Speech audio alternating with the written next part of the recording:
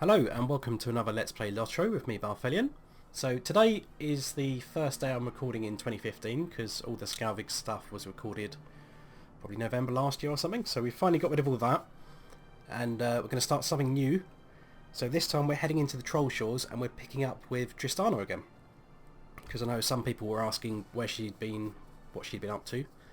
So she's got up to very close to level 32 now. She's literally going to ding it the first mob I kill. But as you guys can see, she's got some funky new armour now, so it looks pretty cool. It does make her look a little bit podgy though, but you know, if that's the price we have to pay for surviving fights, then it'll be worth it. So behind us we have the Lone Lands. So if I just bring up the map, which you can't see because I've got the UI disabled, there we go. So Trystana didn't do the Lone Lands, or she might have done a bit around Minas Ithil if I remember correctly. But at the very east of that we have the last bridge, which will lead us into the Trollshaws, which is over here. Just move that out of the way. So the Trollshaws is the area that's immediately west of Rivendell. So at the end of this area we're going to finally actually get to Rivendell, have a nose around there, meet Elrond, meet Arwen, all those kind of guys over there. We did briefly stop in there with Scalvig, just on a drive-by for some quests to meet Aragorn, but we'll actually have a proper look around there later. But the Trollshaws is kind of, that's a level 32 to 40ish region. There's not a huge amount of quests in there. They did recently revamp it, so there's a bit more going on, and it flows a bit nicer now. Personally, I'd still prefer Evendim and recommend Evendim to anyone who's looking to level between 30 and 40, because there's more quests, there's more to do. It's just more interesting really. But I'm going to turn around then, we're going to head eastwards and I'll carry on talking while I'm just picking up quests and stuff. But the first thing that you'll notice when you enter the region is you're going to get a deed pop up, the road to Rivendell, which I've already triggered, where we have to find 4 places that are literally on the road to Rivendell. So the last bridge is the first one. What's the second one? Bracken's Camp. Let's forget him for a second there. So Bracken's Camp is where this horsehead is over here. Ford of Brennan is the third one, and Rivendell, or the gates of Rivendell, which is on here somewhere. So it's literally just follow the road and you'll pretty much find those. But the first quest in the region are going to be from these guys over here. But it's been interesting for me as well, because I haven't actually been through this region since they've updated it, so some of this stuff could be new. But certainly the first thing I'm noticing here is that there is more quests. There used to be just one person with some quests. Might you spare a moment of your time? We have a fellowship quest, which would be interesting. We might be able to do that because we are a warden. Stay a moment. Scout in the wild to find the elves marker. So some of these I may remember and some of them I won't remember, or may think I remember but I don't. Something else we're going to notice as well is that a lot of the mobs in this area will have quest rings above their head. So if we kill those, we're going to trigger a automatically bestowed quest. And I've got to try and remember all my Warden Gambits, and I haven't actually practiced this off camera as well since I got back on Trystana. So I'm going to have to try and remember which ones are the more damaging ones. Right, there we go. Ding! Level 32. Now I can actually equip a load of stuff I've got in my bags as well, so I'm going to do that. Vermin of the Mountains, kill clave claws. Very nice. There's a piggy over there that I can also kill. But first I've got a full set of level 32 armour, so I'm just going to chuck all this stuff on, because that should give me a load more stats, particularly Vitality and Might, which if you don't remember are the 2 main things for a Warden.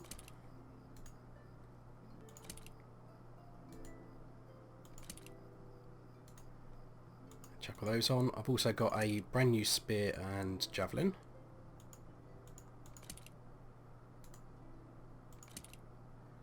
Did replace the cloak as well, didn't I? Yeah. There we go, some earrings, because we've got to look pretty. Some rings. I haven't actually paid attention to how much morale I had before and after, but usually when I upgrade a full set of gear like that, it helps tremendously. So let's kill a piggy just to kill this quest. So the Trollshaws as a region then, this is something that has featured in both of the movies as well as obviously the books. And it's quite important to both of those. Hello, there's another piggy. So obviously in Fellowship of the Ring, both the book and the movie, Frodo and co pass through the region. So by this point Frodo was stabbed on top of Weathertop, which had already been passed. Ooh, had been shot. And we were trying to get him to Rivendell, but you know, we're being pursued by the ring wraiths and all that. So they end up stopping at the Troll Glade, where Bilbo, as part of the Hobbit, had turned all the stone trolls, the mountain trolls, to stone. And we do actually see that in the game as well. We'll go there at some point. But after that, then Arwen takes Frodo. She carries him to the fords of Breenan on a horse, and certainly in the movies at least, then causes the waters of the Breenan to pretend like they're horses and basically just mow down the Nazgul. So we do get to cross that river at those fords as well. But obviously going back to the Hobbit, where Bilbo and the dwarves were captured by those trolls and were going to be cooked for dinner, we do actually go to that particular glade where they were turned to stone, and they are still there, so we can actually see those guys.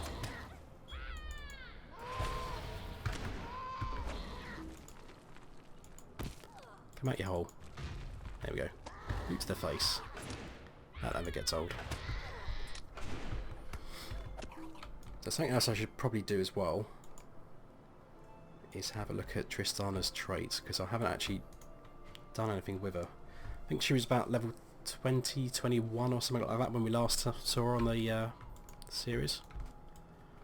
So she hasn't really done much apart from level through crafting really since then.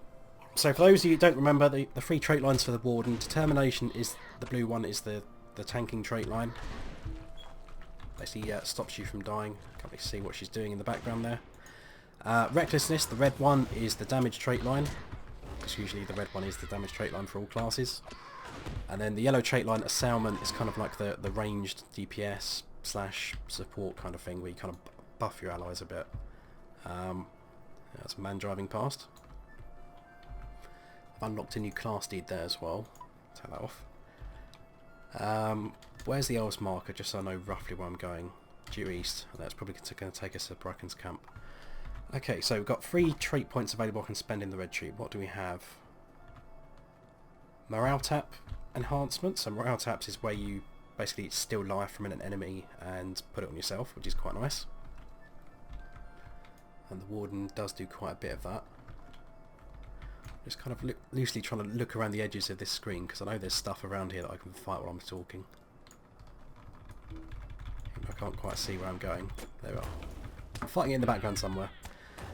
Way of the Spear increases spear gambit damage, so that worked for all spear gambits, i.e. all ones which start with the red spear icon.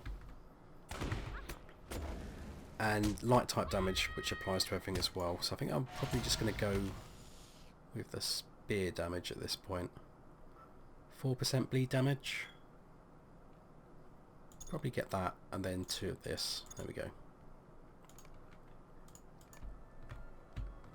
So I know my virtue traits are pretty crappy at the minute, so I'm not going to show you guys that. Because they generally are pretty crappy early game, unless you're focusing on doing them. There's not really much need until you're further along in the game.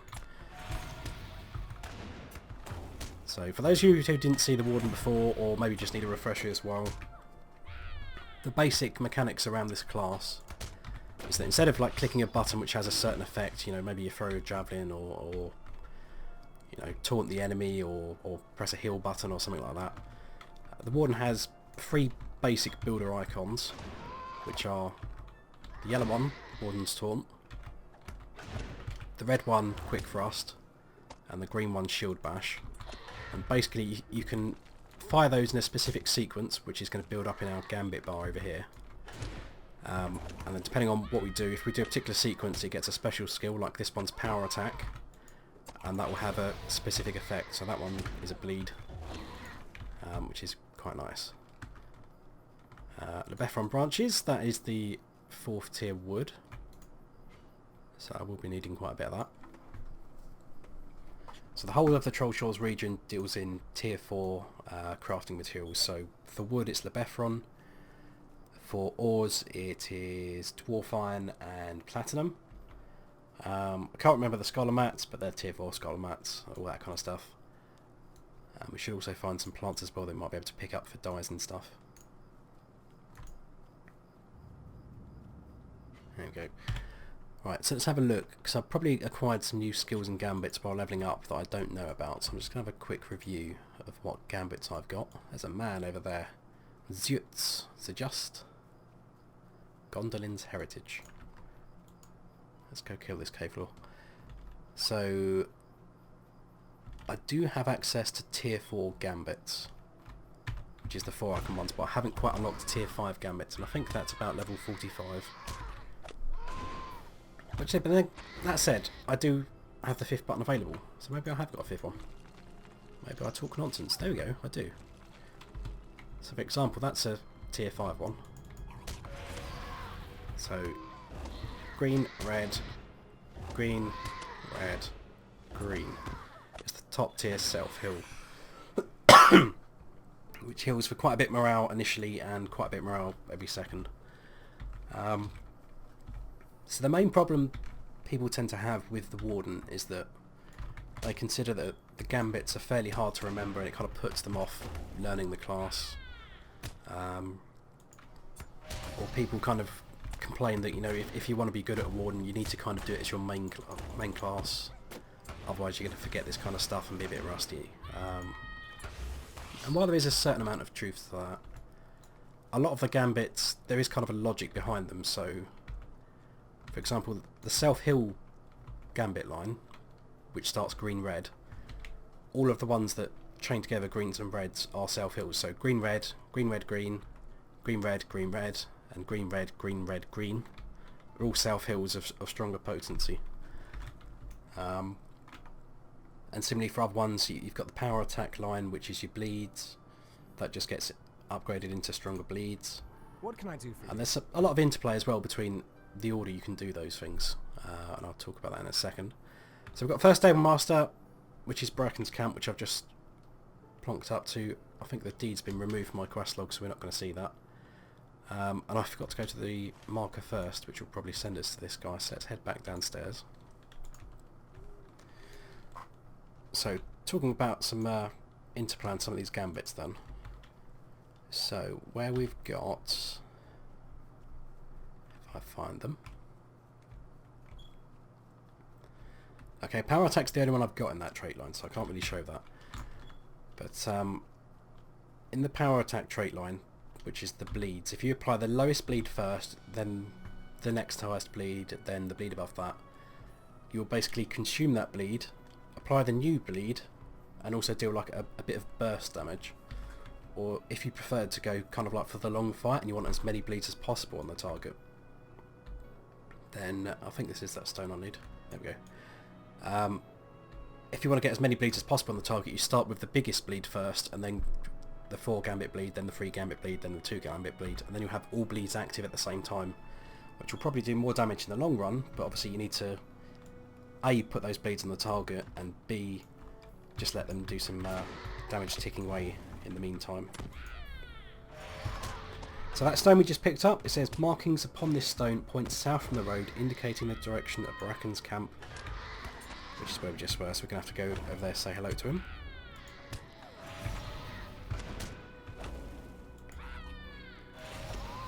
It's about that. So we need 2 more cave claws, we need a hell of a lot of boars.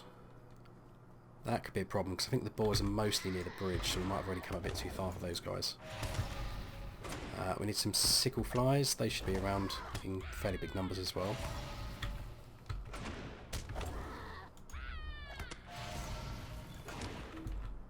Seven. Let's see if we can find some more on this hill. Don't think there's any... Oh, there's something over here. Climb the hill! Come on, you've got no shoes on, you should have good grip with your toes. So just another little note as well. As usual with all my Hobbit characters, none of them wear shoes, because that's just totally inappropriate. Unless you're a specific type of Hobbit where they're kind of known for wearing shoes, and which is kind of a bit of an unconventional trait for hobbits, but I'm getting a bit of server lag at the moment as well. There we are. 3 boars. There's a red circle here, so if you died kind of anywhere on the west side of the map, you'd respawn around here.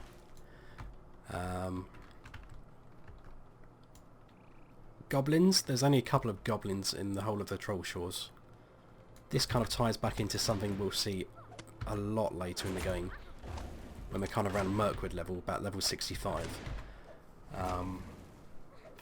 After you finish the epic quest line around Mirkwood at level 65, there's an epilogue which I won't say too much about the story and plotline from that epic, but the idea is that you go back to various regions of Middle-earth and basically kill something of orc kind in each of those regions, so either a goblin, an orc or an uruk in every region. Some regions it's pretty obvious to find, because you'll probably remember big camps of said orcs from when you were levelling up yourself. Other regions, if you maybe never levelled there, you might not remember because you don't recognise the region. Or sometimes you might have been to the region but you just can't remember some goblins, orcs or uruks there. And in the case of the Trollshaws, there never actually used to be any until this quest was added to the game, so there's just a handful of goblins that are kind of just north of the road near the bridge, so if you just remember that for when you're going through Mirkwood, that's where you'll find them. Let's see if we can head south and find something. Piggy.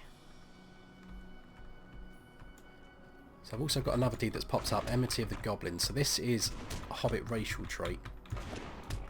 So tier 1 of this, I think you can start getting it about level 28 or so, if I'm not mistaken. And the other 2 Hobbit racial mobs that we have to kill are spiders and wolves. So Trystana's doing fairly alright. She's got the first tier of wolves and spiders. But as with all racial skills, the second tier of one of them will give you your return to kind of like your racial home, if you will. So return to Mickle Delving, the capital of the Shire, is the one I'll get for killing 60 spiders? Is it 60? 150, okay, it's a lot more. And I have to kill a number of wolves, so the Trollshaws should be fairly okay for wolves. We should find quite a few of them about. Since there is actually a wolf slayer deed here, and there's actually a wolf den further east, which we'll probably have to visit for some questing later, so I'll show you guys what that is. And goblins as well, they're fairly common throughout the whole of Middle-earth, so that shouldn't be too hard to do. What do we need? We need 1 more cave claw. And 4 sickle flies, but I'm not really finding any of those. That's a boar. SB man mode. Let's get more things. 1, 2. I only need 2 of these. Okay, there's a hell of a lot of piggies around here. Let's kill these and I'll show you where I am on the map so you guys know where they are. Stunned. Stunning is the enemy of the Warden. As you guys might know if you saw Yarngard's 300 subs milestone video where he went to an instance and pulled 111 mobs. And he was quite okay. He could have pulled another 111 mobs, but the problem is one of the trolls stunned him. And when that happens, he can't block, he can't parry, he can't evade. His self-heals are ticking away for what good they're doing. I don't know why I'm trying to mine that while there's another pig there. But yeah. Hard crowd control basically just like prevents all your defensive things from triggering. Not to mention meaning you can't run away and kite mobs, so they just all spank you in the face. And when you've got 111 mobs spanking you in the face, it hurts. Who'd have thunk it? Okay, so my crafter was broken. This is awkward. I think I should be able to repair it at Bracken's camp, so I'll just head over that way. Let's mount up. There we go, it's a pig den over here, that's why. So just west of Bracken's camp, there is actually a marker here, Lavanim. So lots and lots of piggies if you need to kill those. Or if you just like bacon. But it's on the hill, so you might have to go further northwest and climb the hill before you can get it. Oh, the game is taunting me now. Rich platinum, and I can't pick it up. There we go. That's what platinum looks like. Dark brown with silver veins. Hang on, cave claw. I need you. Okay. Chuck a javelin at the other one. Oh, hello. New deed, expert hurler. Strike with javelin skills 1 of 500. That will take a while.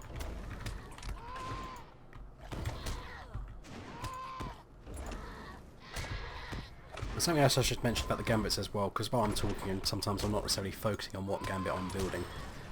But if I build a sequence of colours which don't actually lead into a gambit, then it doesn't build a gambit, and it just has like a basic attack which doesn't really do much damage. So generally you want to be always sticking to something which is going to lead to a specific known sequence of colours.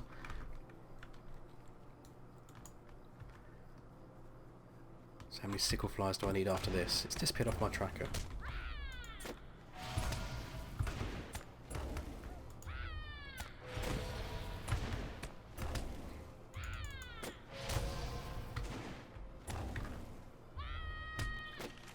There we go, 5 or 6. Need one more of those, and then we can head to Bracken's camp. I don't like how there's all these crafting nodes that are appearing when my tools are broken. I mean, that is a bit of an oversight for me, not having repaired before I left town, but oh well. There we go. That's the last fly I need. So a lot of these auto-bestowed quests were actually auto-complete as well, so I think they have been doing with the other ones, but I haven't been paying too much attention to them. But we'll probably see, as soon as this one completes, I'm going to get a pop-up on the screen saying it's completed. I can hand it in. Or maybe not. It's just going to automatically hand itself in. Okay, so if we head to Bracken's camp then, which is due south, it's on this hill by this yellow tree.